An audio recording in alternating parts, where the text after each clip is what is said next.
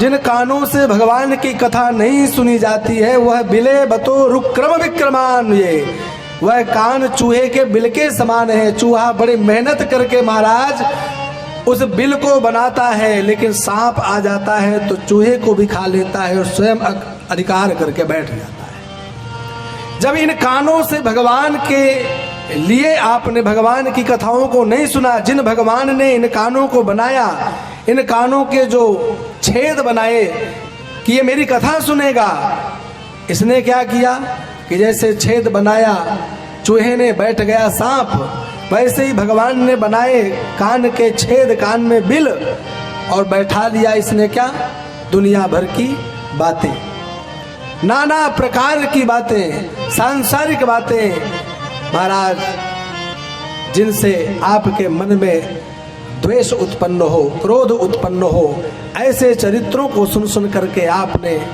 कानों को हमेशा संतुष्ट किया है। लेकिन इनकी उपयोगिता तो भगवान की कथाओं के लिए है। भगवान की कथाओं का सुनने में उपयोग इन कानों का करना चाहिए।